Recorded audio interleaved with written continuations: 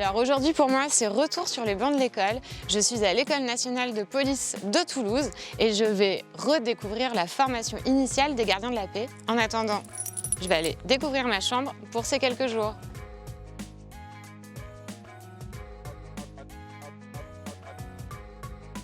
Ici à Toulouse, il y a ces chambres individuelles, mais aussi des chambres collectives où les élèves peuvent dormir jusqu'à 3. Ça, je vous emmènerai le voir plus tard. En attendant, moi, je vais mettre ma tenue.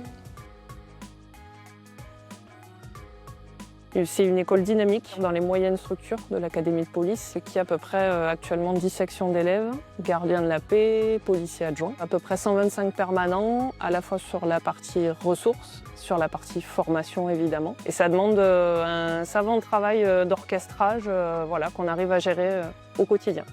Chaque lundi matin, les élèves se retrouvent sur la place d'Armes pour la levée des couleurs. À cette occasion, les élèves effectuent le salut en direction du drapeau.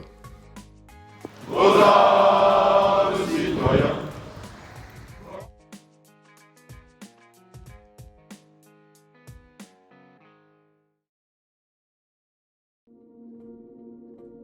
Aujourd'hui, ce sont des micro-simulations, c'est-à-dire qu'on n'ira pas jusqu'à l'interpellation. Le commissariat a été reconstitué entièrement. Un trinôme, donc composé de 3 policiers, vont rentrer dans le commissariat.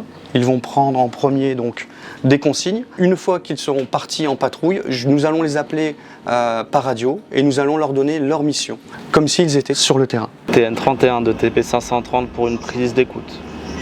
Nous sommes dans une mission de sécurisation, patrouille pédestre en centre de Toulouse. J'envoie 2 impasse des Hêtres pour un différent familial. Il y a une chambre, il n'y a personne. Rien Là, du j'ai tout. une femme là, qui est dans le salon. D'accord. C'est vous qui nous avez appelé, madame? Oui. D'accord. Là, il n'y a personne, pas d'enfant. D'accord. Ouais, je vais faire le tour. Je suis de l'autre côté. Il m'a forcé à avoir un rapport sexuel. Est-ce que vous permettez que je me fasse? Un signe apparent, une taille, une corpulence? Il fait à peu près 1m80. Ça s'est passé où, l'agression? Dans la chambre. Qui s'est essuyé avec? D'accord. Vous n'y avez pas touché, vous, depuis? Je demande l'appel des pompiers pour qu'ils se rendent sur place afin d'emmener la victime. Dites-vous, on part sur une intervention de police, pas de scénario à mettre dans ma tête, j'y vais et en fonction des éléments que j'ai, je mets en place quelque chose. Vous lui avez donné l'adresse du commissariat. Je trouve ça très bien que vous pensiez à l'écrire parce qu'une victime peut oublier les informations qu'on lui donne. Et vous avez pris le temps vraiment de lui donner le flyer et lui expliquer la suite. Quel est le but de ces simulations? C'est de coller au plus proche du terrain? Le but de ces simulations, c'est faire comme si c'était sur le terrain. Il nous faut à tout prix que les élèves puissent comprendre l'importance de la prise en charge des victimes. Et donc dans ce cas-là, il fallait vraiment prendre du temps et avoir après un bon compte rendu et expliquer à la victime, elle, ce qu'il veut qu'elle fasse, et nous, ce qu'on va pouvoir faire pour interpeller l'individu qui était auteur des faits. Ce qui me plaît dans ce métier, c'est pouvoir distiller le savoir aux jeunes. Il faut que les jeunes sachent vraiment comment se comporter sur le terrain. Et les simulations comme celle qu'on vient de faire là font partie de tout ce bagage qu'il faut qu'on leur apporte régulièrement. C'est un métier très prenant et qui, moi, personnellement, me plaît énormément. Alors moi, ça y est, j'ai fini mon exercice. Maintenant, je vais passer de l'autre côté en tant qu'observatrice. Venez avec moi, on va voir comment se débrouillent mes petits camarades. 2 vaisselles, il y a 2 vaisselles. Mais c'est rien. Mais je m'en de ta vaisselle de merde là. Pourquoi tu me saoules? Ouais, mais cette femme, je peux pas être tranquille une journée. Pratiquer ça, tout ça ensemble. De là où on est placé, on peut observer l'intervention des collègues. L'idée, c'est de prendre des notes, de noter ce qui est positif, ce qui pourrait être amélioré pour pouvoir en discuter tous ensemble à l'issue. On peut vous féliciter parce que les 2 interventions sont quand même bien gérées. On est sur du peaufinage jusqu'à la fin de votre scolarité. Vous avez la vacation qui arrive bientôt. Qu'est-ce qui t'a donné envie de mettre tes compétences au profit de la police et des élèves apprentis policiers? J'ai toujours été intéressée par les métiers qui étaient ce qu'on appelle les métiers exposés. Donc ce sont des métiers où on est sans cesse confronté à une réalité du terrain qui peut être très violente. Donc c'est des situations avec par exemple des corps abîmés, des personnes en souffrance. Je trouvais ça très stimulant de former les futurs policiers pour les accompagner tant dans la prise en charge des victimes que aussi dans leur parcours. Ils sont sans cesse exposés aux drames humains. Voilà, donc l'idée c'est de leur donner des outils pour y faire face et je trouvais ça donc très stimulant et utile encore une fois pour la société. Bonsoir à tous. Pour les nouvelles promotions qui arrivent, on vous fait planter votre arbre de promotion. C'est un symbole pour vous de votre promotion, de la cohésion. On trouve que ce sont des moments qui sont importants et qui sont marquants. On va commencer par la 276e promotion. Alors Kylian, est-ce que tu peux nous expliquer pourquoi ta section a choisi le palmier comme arbre? On a choisi le palmier parce que c'est l'arbre qui, pour nous représente le mieux. C'est un arbre qui est souvent associé au soleil, à la plage, à la bonne humeur. Et nous, dans notre section, c'est vachement ça. C'est que de la bonne humeur, de la joie, de la cohésion. Tu trouves que ça a un impact symbolique fort de planter un arbre? Est-ce que tu vas rester marqué par ton année d'école? Bah oui, parce que mine de rien, on a passé un an ici. Et ça permettra aux futurs élèves de voir qu'on est passé par là, comme nous, on a pu voir avec nos prédécesseurs. Donc l'école de Toulouse, marquée par notre section et par notre promotion qui est la 276. Selon les écoles de police, les élèves sont logés différemment. Si certains ont une chambre individuelle, d'autres doivent la partager. Bonjour May. Bonjour Hélène. Alors est-ce que tu peux nous faire visiter ta chambre? Oui, bien sûr, vas-y. Ici on a une chambre donc, avec 3 lits, 3 armoires et 3 bureaux. Chacun travaille sur ses bureaux individuels, on a des petites lumières qui sont juste au-dessus parce que quand on est en début de scolarité et qu'il faut qu'on nous met un peu la pression, il faut pouvoir travailler de nuit aussi. Ouais. Après les lits, c'est un peu le premier arrivé, premier servi. Les armoires sont super bien disposées, on a un grand espace en haut et puis plusieurs cases à l'intérieur, des cintres, tout ce qu'il faut pour vivre correctement.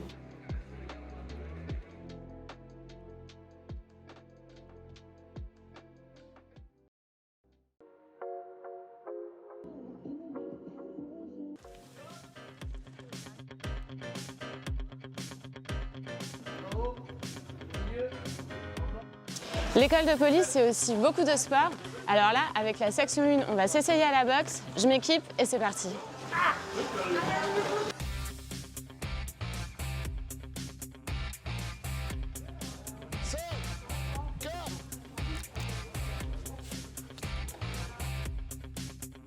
On va continuer l'échauffement. D'accord? Donc vous allez vous mettre par deux, assis au sol.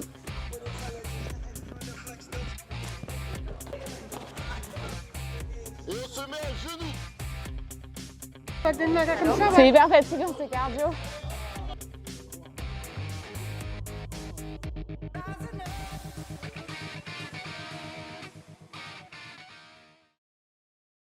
Les casques, c'est essentiel dans un stand de tir, puisqu'au moment du tir, en fait, il y a énormément de bruit, donc il faut pouvoir protéger ses oreilles. Voilà, les 2 lunettes.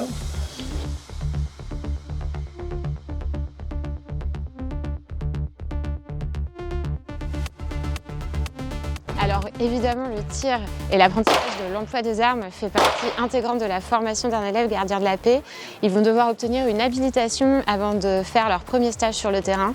Et pour cela, ils doivent faire 9 séances d'apprentissage. Donc moi aussi, je vais en faire une là tout à l'heure. On va voir si je suis prête à partir en stage. Quand on est en position de contact, souvent aussi, mauvaise habitude, c'est qu'on regarde le mur. Ça sert à rien de regarder le mur. Non, faut regarder le danger. Donc ton arme est le danger. Ton arme toujours orientée vers le danger, d'accord, voilà, comme ça si tu as besoin de riposter, c'est vrai que là tu vois rien. Signal sonore. Une cartouche. Ouais.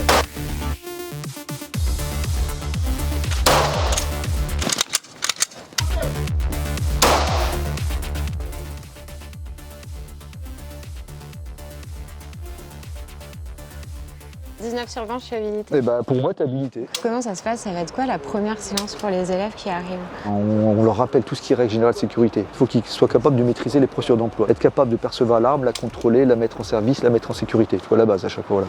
Et une fois qu'ils maîtrisent ça, qu'ils sont un peu familiarisés avec l'arme, on attaquera les premières séances de tir qui sont relativement simples. Hein. Ça peut être à partir de l'arme à l'étui, sortie d'arme, tir d'une cartouche ou 2 cartouches, tir à partir de la position contact.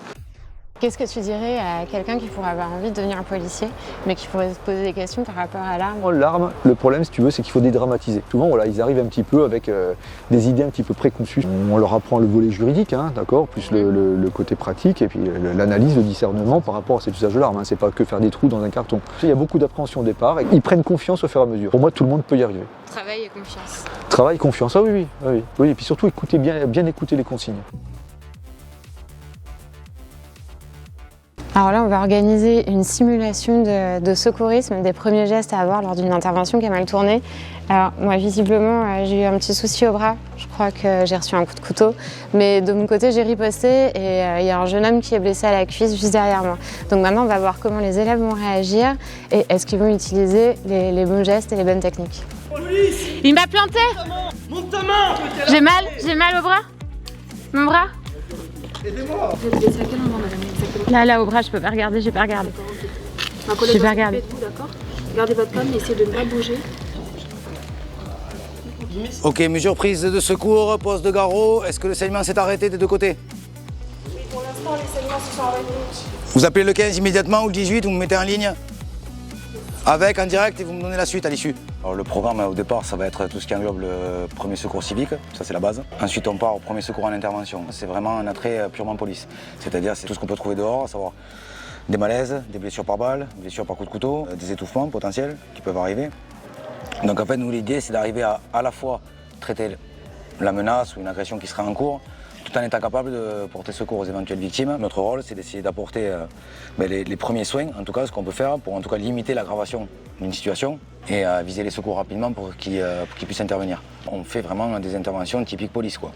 Ça peut être un différend familial, ça peut être une agression armée, ça peut être un accident de voie publique, ça peut être plein de choses. Et donc à ce moment-là, on met en place les différentes techniques qu'on a apprises dans des situations proprement police, quoi. On est tous réunis aujourd'hui pour, je le sais, un grand moment pour vous, hein, puisque ça va être le choix des postes. Bravo à vous, parce que comme on vous l'avait dit en début d'année, c'est une scolarité exigeante, hein, celle de gardien de la paix. Donc si vous êtes là aujourd'hui, c'est que vous avez travaillé, que vous vous êtes donné les moyens pour ça, donc félicitations à vous. Donc, tout au long de l'année, les élèves sont évalués. À la fin, il leur sort un classement et les postes proposés sont choisis dans l'ordre du classement en fait. Donc le premier choisit son poste en premier et ainsi de suite. Donc c'est un moment qui est toujours très important parce que ça va déterminer le début de notre carrière, où est-ce qu'on va être affecté.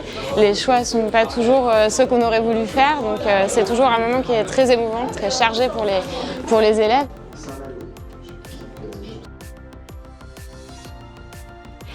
Alors Cassie, toi tu es deuxième au classement.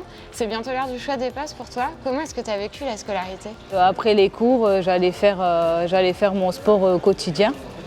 Et en fait, après, oui, je le cache pas, j'ai révisé au moins entre 1 heure à 3 heures par soir. Comment tu te sens à quelques heures du choix des postes et est-ce que tu penses que tu as atteint tes objectifs avec cette deuxième place? J'ai un peu de stress puisque bon, il y a des informations quand même à aller chercher. Après, je suis quand même satisfaite d'avoir la chance de pouvoir choisir la première. Il faut vraiment rester concentré, se dire allez, je lâche pas, je me donne à fond. Et en fait, avoir un moment pour soi quand même, mais réviser et tenir bon. Au moment fatidique, et grâce à son classement, Cassie a décidé de se rapprocher de sa famille en choisissant le commissariat de Reims. Notre immersion à l'école de police de Toulouse est maintenant terminée et vous pouvez retrouver l'intégralité de nos immersions sur notre chaîne YouTube. Alors abonnez-vous!